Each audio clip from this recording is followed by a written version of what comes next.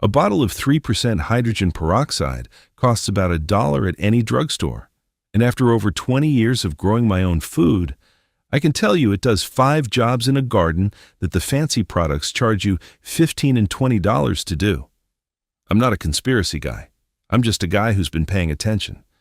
Today, I'm walking you through the exact 5 uses I keep coming back to. One for seeds, one for roots, one for pests, one for tools, and one for the kitchen windowsill scraps. Most of you are probably already regrowing. Stick with me to the end, because number 1 is the trick Gloria taught me that turned my windowsill regrowing station from a moldy mess into something that's been producing food for 3 solid years. All right, here's the thing. I know the title of this video has the words big agriculture in it.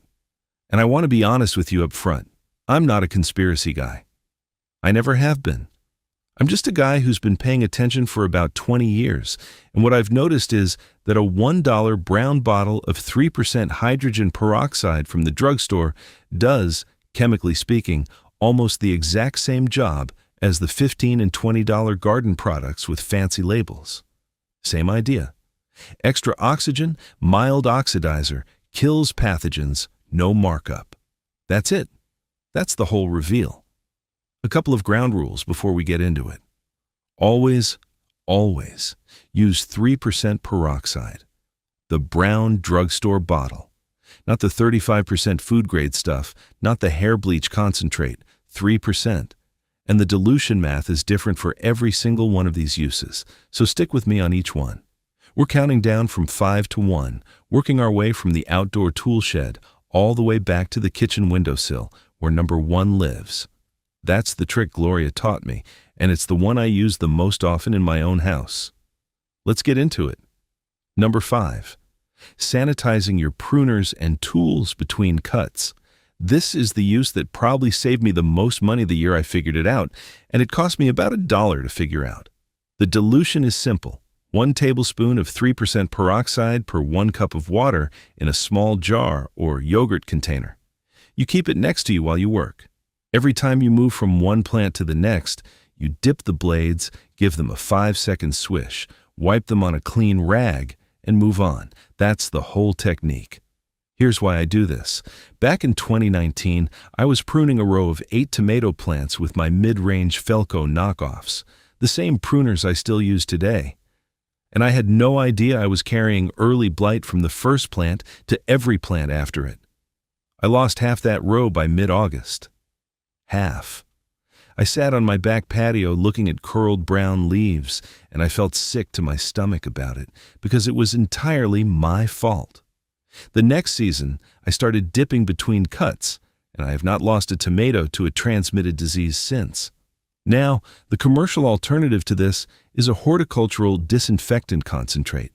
You can walk into any nursery and pick one up for about $15, sometimes more, and the active idea inside that bottle is no smarter than what you've already got in your bathroom cabinet.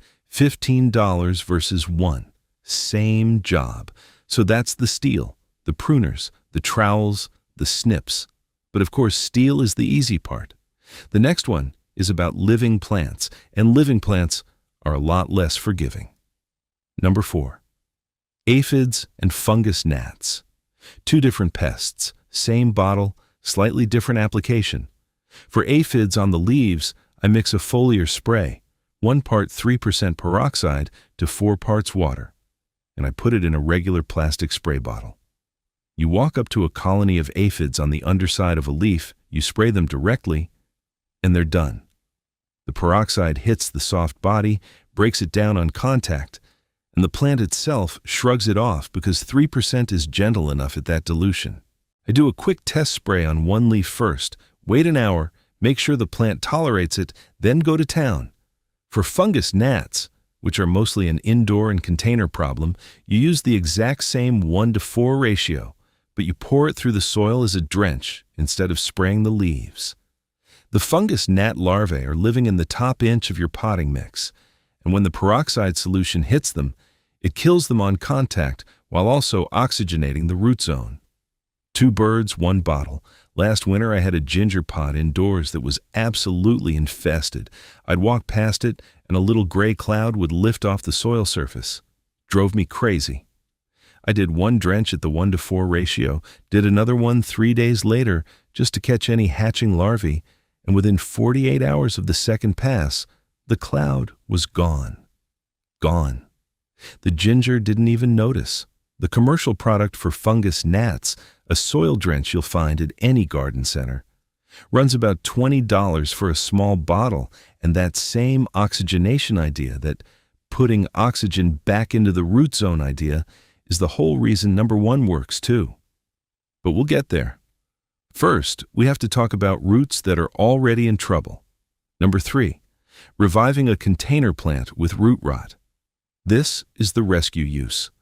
If you've ever stuck your nose into a container plant that's been overwatered and gotten that swampy, sour smell coming back up at you, that's root rot.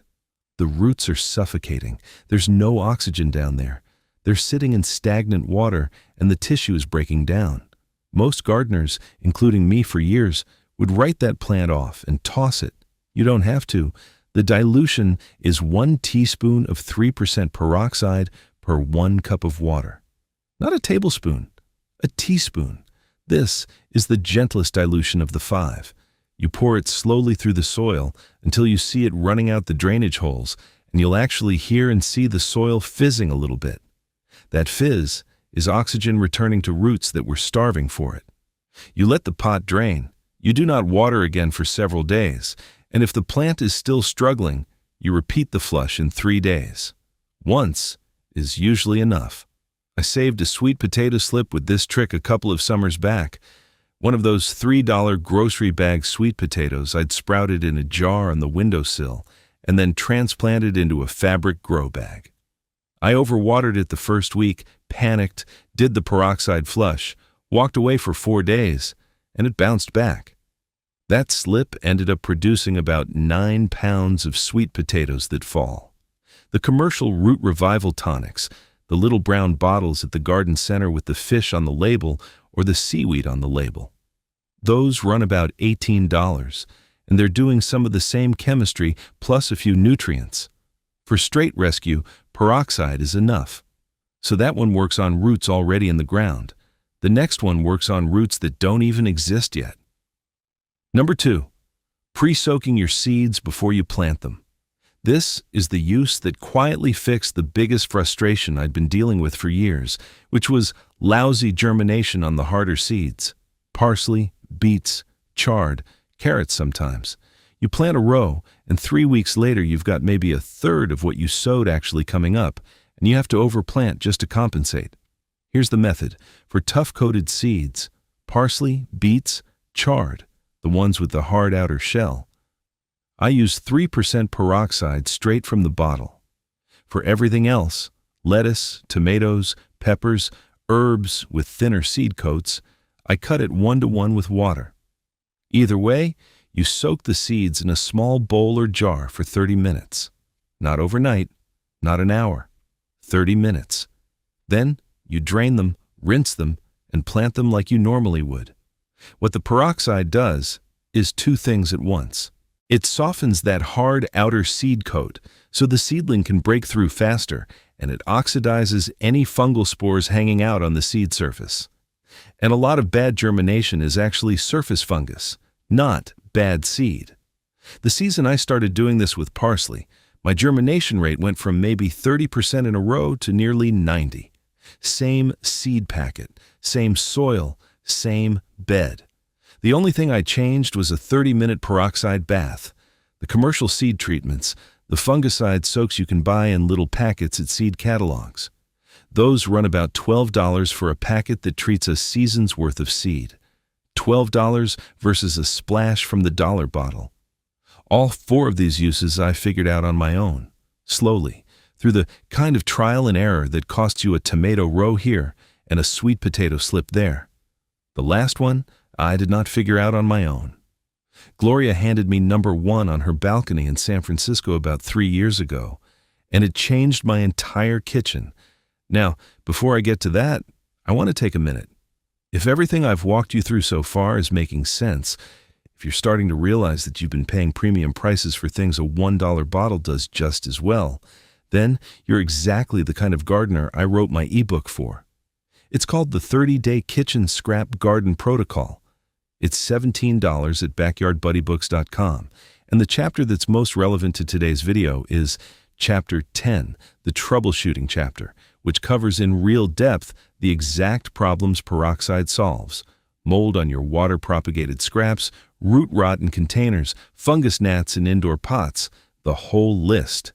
If you're watching on your TV right now, grab your phone and point the camera at the QR code on screen. If you're already on your phone or laptop, the link is right in the description below. Go ahead and pull that up now. I'll wait right here. No rush. Take a second to find your phone, get the QR code lined up, or just tap the link if it's easier. I'll be right here when you come back. The book is written for budget-conscious folks and apartment windowsill gardeners, which is most of the people watching this channel, and Chapter 10 alone is worth the price of the book if you've been losing scraps to mold. All right, number 1. And finally, the one Gloria handed me on her balcony about 3 years ago, and the one I use more than the other 4 combined. Before I get into it, I have to be honest with you. For years, my windowsill regrowing station was a disaster. I'd put green onion roots in a glass jar, lettuce bottoms in a shallow dish, celery hearts and bok choy bases in mason jars along the kitchen sill, and within 48 hours, the water would go cloudy. Within 72 hours, there'd be a slimy film on the glass. By the end of the week, the whole station smelled sour, and I lost more bok choy bottoms to black gunk than I ever actually harvested. I figured that was just how it went. You regrow a few green onions, you toss the jar, you start over. Then, I visited Gloria, my upstairs neighbor back in San Francisco, a retired 4th grade teacher, 78 years old now, who's been gardening on her apartment balcony for over 20 years. Her windowsill jars were crystal clear. Same green onions, same lettuce bottoms, same celery hearts. No film, no smell. And she'd been running the same jars for months. Her trick, and this is number 1, is 10 drops of 3% hydrogen peroxide per cup of water, added every single time she changes the water. She changes the water every 3 days, and every change gets a fresh 10 drops. That's it. Here's why it works, in plain language. Hydrogen peroxide is just a water molecule with an extra oxygen atom hooked on. That extra oxygen atom doesn't want to be there. It breaks free, and when it does, 2 things happen at once. First, it oxygenates the water, and roots sitting in a jar need dissolved oxygen the same way they need it in soil, which is exactly why your jar water goes stagnant and sour in the first place. Second, that free oxygen oxidizes the biofilm and the mold spores that are trying to colonize the glass before they can take hold. It's the same chemistry the expensive hydroponic clarifier bottles use, the ones at the garden store that run about $15 for a little plastic squeeze bottle. A drugstore bottle of 3% peroxide is $1 and does the exact same job, which is the whole reason I made this list. Same molecule, no markup. I've been running Gloria's method on green onion roots, lettuce bottoms, celery hearts, and bok choy bases for 3 solid years now without a single moldy jar. 3 years of continuous windowsill production from scraps I used to throw away. And honestly, the first meal I cooked with greens from that station, after Gloria's trick finally made it stable, tasted different. Not because the food was better, because I was different. That's the whole thing right there. $1 bottle, 10 drops, every 3 days. Now, the peroxide trick is one piece of the puzzle, but the whole windowsill station, which jars to use, which window faces the right direction, which 5 scraps to start with, and exactly when to move a regrown scrap from water into soil. That's all laid out step by step in Chapter 3 of my ebook, The 30-Day Kitchen Scrap Garden Protocol. Chapter 3 is called The Windowsill Setup. It's the chapter I wish I'd had 10 years ago when I was killing scraps in my Portland apartment. The book is $17 at backyardbuddybooks.com. If you're watching on the TV, grab your phone and scan the QR code on the screen. If you're already on your phone or laptop, the link is in the description below. Take a second to pull it up. I'll wait. No rush at all. Get your phone in hand, line up the code, or tap the link, and come right back. So that's the 5. Sanitizing your pruners between cuts, dunking aphids and fungus gnats off your plants, reviving root-rotted containers, pre-soaking seeds before planting, and the windowsill regrow trick Gloria taught me. Pick one this week. Just one. If you've never tried any of them, start with the seed soak. It's the easiest entry point, and you'll see the germination difference in about a week. Drop a comment and let me know which one you're going to try. I read them all. And if you want to go deeper on the windowsill side, I've got a full kitchen scrap regrowing video you'll find linked above. Until next time, keep growing your own food, my friend.